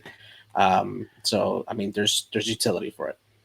So do you just run? I assume you're running Null, Scorch, Midnight, and DT in a block, and Malorus aside, and Kylo Yeah, aside, and you could right. just Malorus is obviously could be just be the objective monkey per se, and Yeah, but you don't have to run. So you just run the 4 ships in a block. yeah, exactly. Maybe. I mean, like, there's a lot to be said about having like Whisper Kylo shoot at I7. Fair enough. You don't always have to bump up DT or Scorch.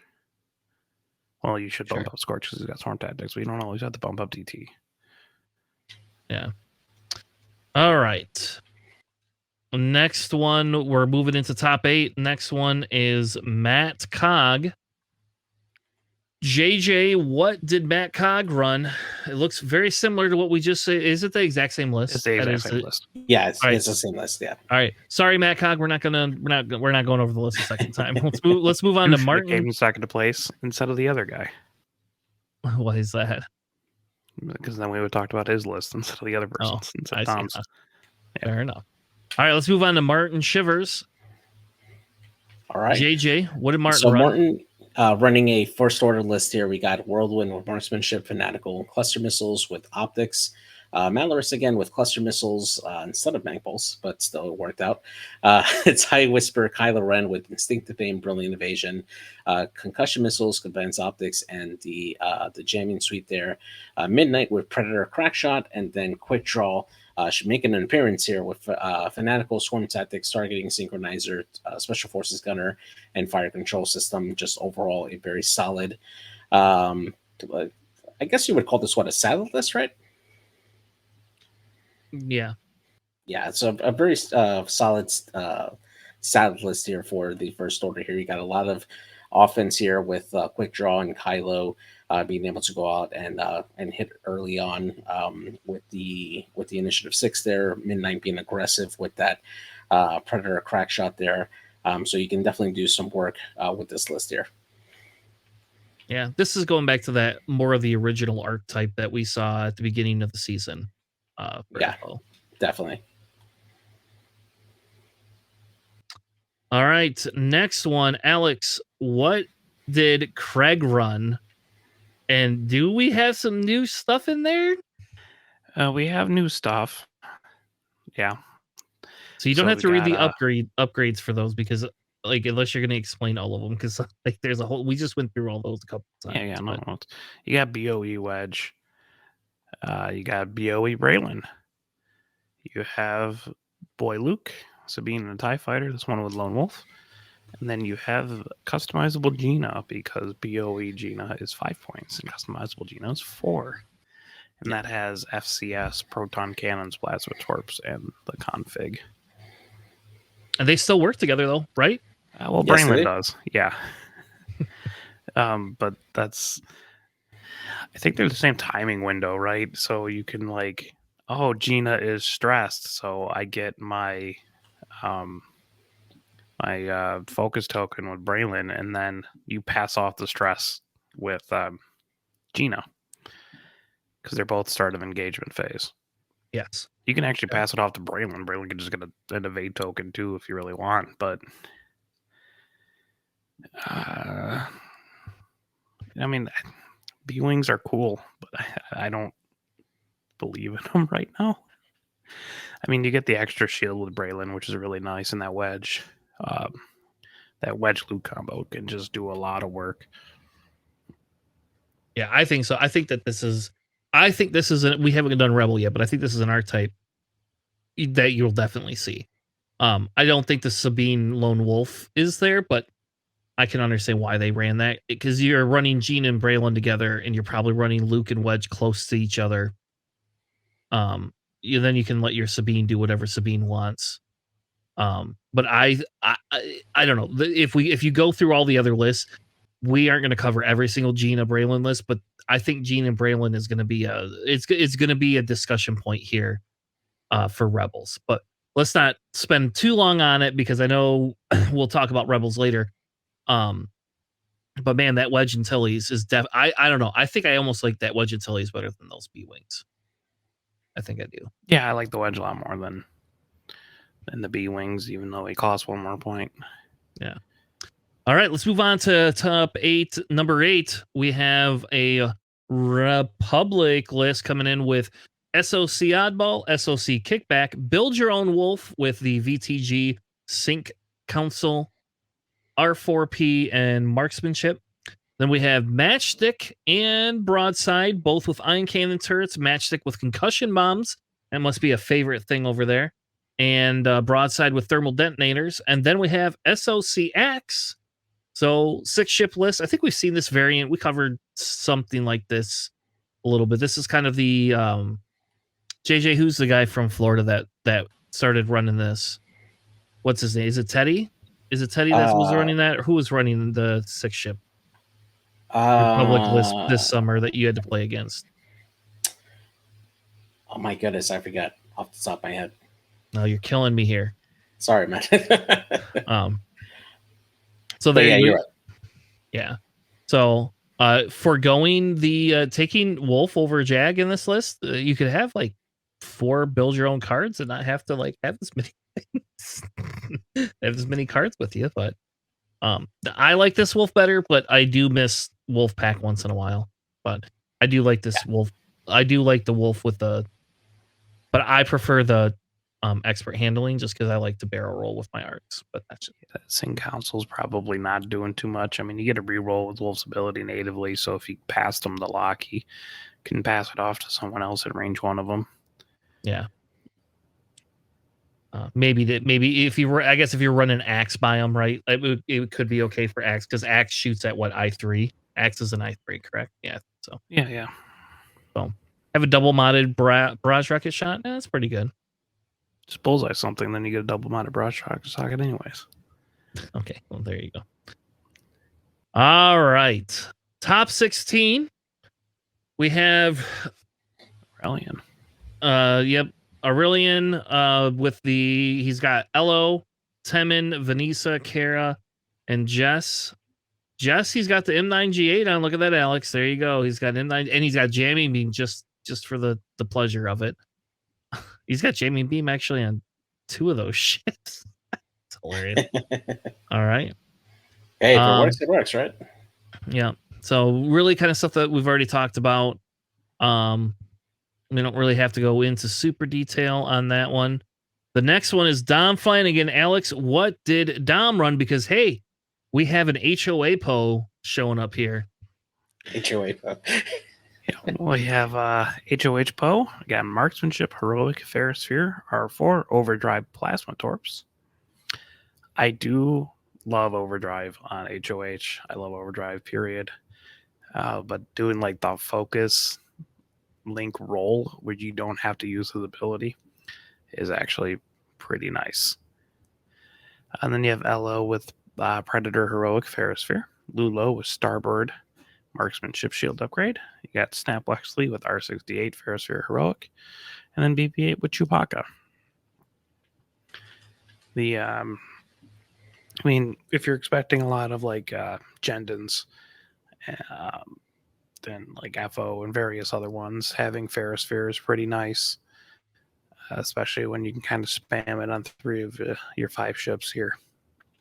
And the other one you're not spamming it on is probably the one flanking because it's Lulo. So, yeah, and I agree with you. I think that Ferrosphere is just going to be a top upgrade for a while, for at least for Worlds, just because you're right with that I6 stuff not being able to bullseye. Like, so Jendin doesn't always get the bullseye right away.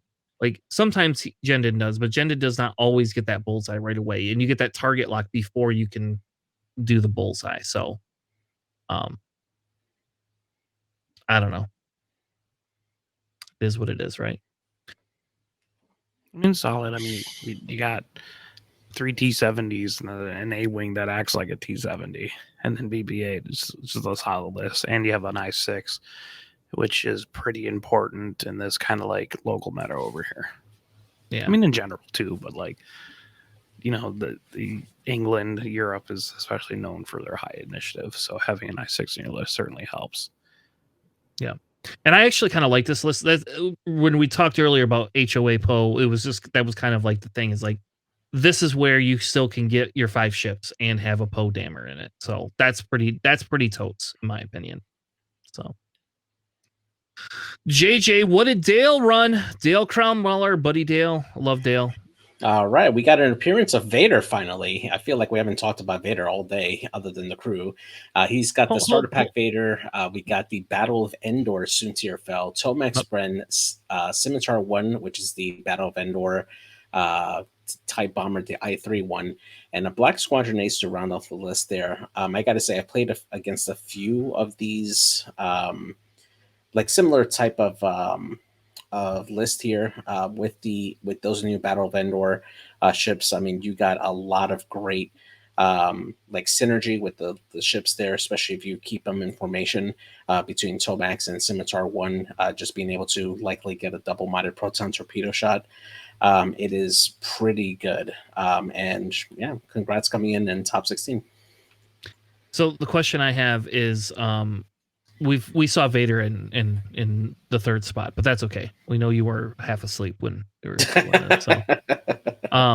so they're running this. The Scimitar is being ran over like a Vizier or over a Ferof. Do you think that this Scimitar is actually worth running now that we know that like it's a double-modded proton torpedo? Yeah, I think so. I think it's absolutely worth having, you know, at the initiative that you're engaging. You're likely targeting a ship that already has spent its tokens on either an offense or defense, and likely has damage to it. So being able to throw a proton torpedo against that particular ship, even if you're doing just a target lock reroll on it, it's still a very high chance of you being able to get crits through and possibly taking out a ship. So yeah, I think it's definitely worth adding that ship, and I think it's a type bomber that we're going to see more and more often as the meta evolves. All right. Next list is Tom and Republic. Very similar to what we saw above, except for the differences. Broadside has proton bombs and Matchstick has ion bombs, and we see Jag filling in that list here instead of some of those torrents, and one of them downgrading to a slider. So slider with Predator. I think boost with Predator is probably a little bit better, but slider with Predator still pretty good too. Slider still a really good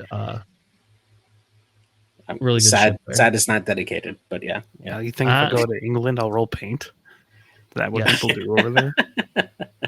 Well, I don't know, Alex. Sith Taker Tim coming in with a hot list that we have not seen before. This feels a little bit like an Alex list. Alex, what did Sith Taker Tim run? So you have boost with dedicated. You have the Z95 Killer with dedicated marksmanship, jammy being sync council, and concussion missiles. I believe Killer is the one that if you have less than 2 health. Well, two or fewer hull remaining, you roll an additional attack die. Yeah. And then you gain a deplete after you roll the attack die. And then you got Contrail with Swarm Tactics, R3 Sync Council. You got Click with, also there's got Bash. Both of these have Bash. Click with dedicated R3 Sync Council. You got V-Wing Oddball with dedicated Plasma Torps and Bash title. And then you got both SOC 3-point torrents. It's a 7-ship list. Yeah, I feel like running this list just because it's a 7-ship list Republic. This brings back your attacks are 2 dice, but it's pretty defensive and it's kind of silly. Yeah. So is Oddball in the Y-Wing the same price as Oddball in the V-Wing? No, V-Wing Oddball is 3. Okay. Is Y-Wing Oddball 4? That's sad. So you could drop Killer down to Slider and then bump up your Oddball, Alex. There you go. Like I'm seeing this list is what you should be running for Nickel City League, Alex. I'm feeling this list for you right here. This feels like an Alex list. It doesn't have enough dedicated, man. No, there is. Look at how many dedicated are in. Not enough. Not enough. Still not enough. 4, which I could respect. You need all 6, man. Come on. Christ, I wish. I did. Yeah, I think like my Rust Cup Republic list had 4 dedicated in there, and I triggered it 5 times in one turn. Nice. As one does. I don't know. How about this? I like this list personally. I think this is a cool list. I question the Click choice. I don't know if I would run Click in that. I don't know. I feel like running a different. I don't know. Maybe dropping Killer down to Slider and bumping Click up to something else feels better. There's not a lot of good options there, honestly. Well, he goes up to a 4-point and you get an arc. Yep. So I mean, Jag comes with Sync Console. Exactly. So you can run Jag, so they're both the same initiative. The only difference is you don't get to click. I don't know. So I think like you Swarm Tactics, like you'd expect like Killer, right? So you get like the extra die, but I think you Swarm Tactics Axe, honestly, because then Axe shoots the barrage rockets. And then after Axe shoots, another ship in the side arc that is born for this ability can take a lock.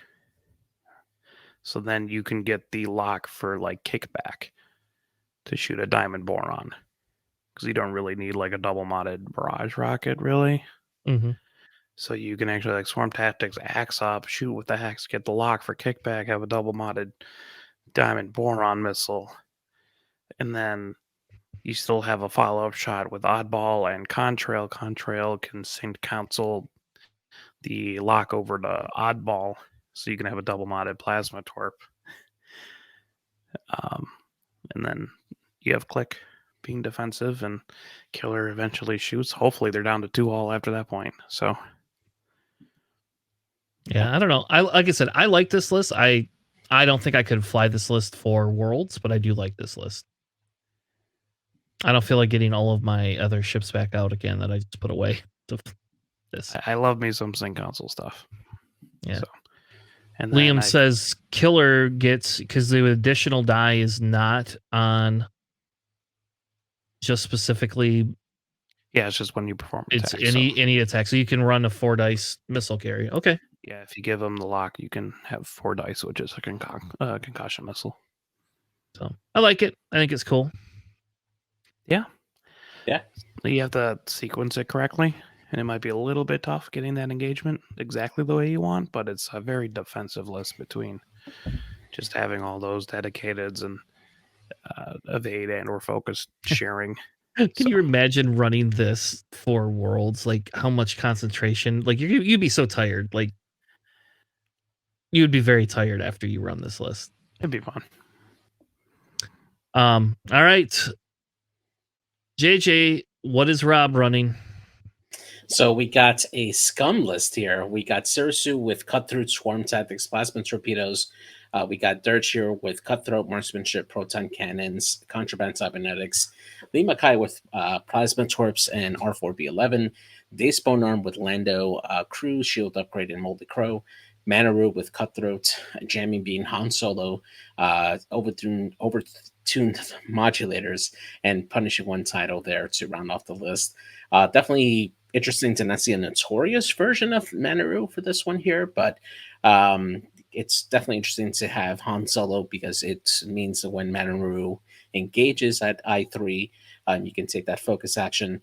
Though I'm not sure what else you're taking. I guess what like a target lock, right, for your action, or you just play the objective, I guess, right?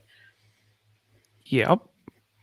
Yeah. And I mean, you can't barrel roll because you don't have expert handling, so that would keep you. Yeah, exactly. You can't barrel roll. Yeah. So you're shooting that jamming beam. That's what you're doing. You're shooting the jamming beam. You're taking the luck for the jamming beam. Yes, that's exactly what you do. Yep. But definitely an interesting list nonetheless. You definitely got a lot of beef there with all those ships there. You got Sirisu providing those defensive rerolls. You got Dirge being that killer there with the proton cannons. I mean, 3 I5s, Dayspawn Arm providing that 3-die gun for 4 points. I mean, you got a lot of options here for this list. Yeah, I mean, you got Swarm Tactics, right? So you really got like 3.5 I5s, I guess. Yeah, exactly. 4 I5 shots and then probably Dace.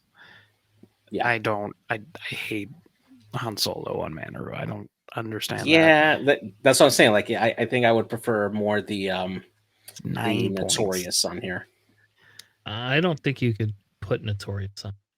Yeah, you do Dead Man Switch on Manaru, but I still prefer Gar Saxon because proton torpedoes are really good, especially when they're double modded. True. Yeah, proton torps. Yeah. I mean, that's essentially what you're doing when you pull the other die for Gar Saxon. Because you can't do both, so you end up doing like Contraband, R5P8 Notorious, and you got like 1 awkward point left over for Agile. And that's not like the worst. I just like Gar Saxon. Yeah, I think this list went 5-0. It did, 100%. People don't joust this list. Yeah, and then it's not going 5-0. I don't know. I just, man, having Han Solo on Manaru is so rough because your blue maneuvers go one direction. Yeah. And that's the direction you have to go. So stressing yourself out with Han is rough. And if you're not stressing yourself out with Han, that's 9 points of upgrades. Yeah. I can get the shield upgrade on Dace. Honestly, I'd probably put Notorious on Dace if I kind of like it better, but I mean, shield upgrade brings it up to 6 points, so now it's sort of like an X-wing with the rotating arc. Well, I mean, you can't really do Notorious at that point, right? Because you still need 1 more point for like dead bends. I mean, you're not doing it with Lando, yeah. Yeah. But like having Notorious ain't too bad. Yeah. No, or are you missing a point? Because Notorious is 7, Dead Man's is 2. No, Dace has 12 points. There's 12 points of upgrade on that guy. Yeah. Yeah. Yeah, Lando's 4, yeah, so you can't do all 3. Yeah. Yep. So it's, I mean, it did well. I'm surprised it went 5-0, honestly. And then it does have 3 I5s, like R4B11. Plasma Torp Lima is probably one of the best values you can get in Scum. Yeah. Just that Manaru is real bizarre to me. So I will tell you, Lee Makai can die. Oh, we lost JJ. Lee Makai can die in 2 chirps. I killed a full health or almost full health Lee Makai with like 1 shield missing in 2 chirps. With Dirge and Cad Bane. But Yeah, I mean it's still a Y-wing. Yeah. So, but the whole point is you're taking a bunch of shots to Yeah. shoot a 3-point Y-wing instead of the rest of Yes. your list. Yep, that is very true. Yeah. All right, let's move on to Ewin. We have another FO list. We have Gaelic in this list with the ion cannon, marksmanship, Lieutenant Lee Hughes, barrage rocket guy, cluster missiles Malaris, because Europe loves cluster missile Your missiles, Malarises. man. Yep, it's a thing. Then we have Wrath with Predator, marksmanship, ion cannon, pattern analyzer. And then we have the aggro Kylo with the pattern analyzer, Predator Malice, and the electronic baffle in place of something else there. So we've seen somewhat of this before. This is just basically saying, hey, I'm going to sub Wrath in for the other 5-point chip, whatever it It's is. 5i5s too. Yeah. And you get the double jam, which is nice. Like this is a list that I'd almost run. Yeah. Because I like even over double. your blackout. No, I just like double whispers. So I'd run double whispers, but I also love blackout. Last one of the top 16 is a rebel list. It has BOE Gina, just 5 points. BOE Braylon, 4 points. Boy Luke, Boy Hall Akand, and then Juke Keo. Seems to be a solid list, solid jousting list. You do have 2 9 health B wings. And Boy Luke's always good.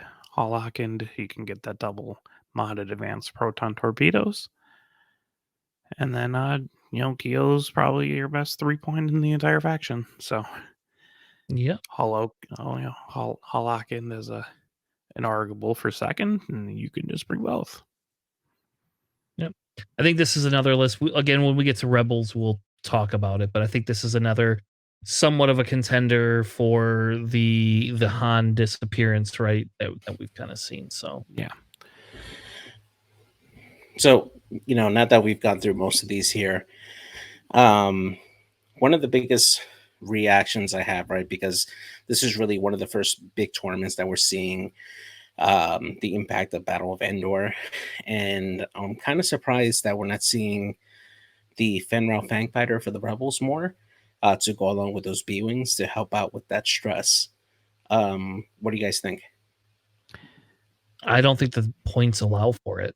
I think that's the problem. I think that's a 5-point ship, right? Yep. So now you've got 10 points plus 4. You're at 14. You're down to 2 3-point ships, and you don't have taking Boy Luke. Like I don't think you don't take Boy Luke right now. Okay. Personally. Also, there's the perception that that Fenral got nerfed, so he's bad.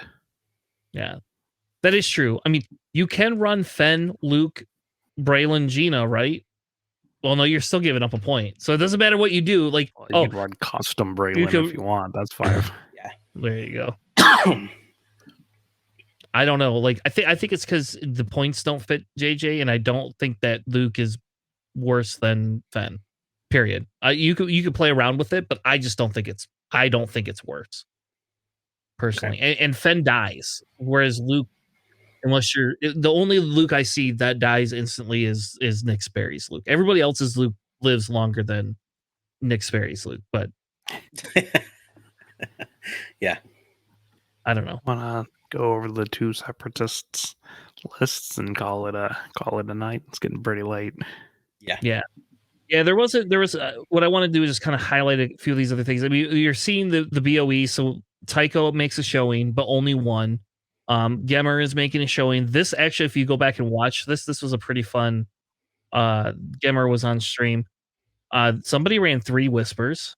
That's crazy, right? I don't know. Louis ran Captain Hart. So there you go. Next week when we cover Empire, we got to cover this list because I don't understand this list at all. I don't understand that list at all. So there was also a 7-ship showing Republic or Rebel list that again, I think Lieutenant Blount's the wrong call here, but there is a 7 ship list, and Lieutenant Blount is still a decent ship. It's not a bad ship. But that's 7 ships again. So that's some scary stuff. And that's even without any of the new stuff that comes out.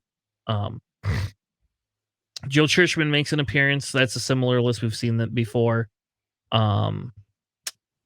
And then really the last ones that we have is a 2 Separatist list that I wanted to point out because they were literally the only 2 Separatist lists that ran at all the whole tournament. Like there was no other ones, and both of them made over top 50. So hey, that's good. The first one is from Liam running Separatist Dirge, which is hilarious because Eek Pair must have added that Separatist piece to the Dirge finally. Separated them out. So we got Dirge with marksmanship, proton cannons, delayed fuses, and concussion bombs. So instead of the proton bombs, opting to go with a concussion instead.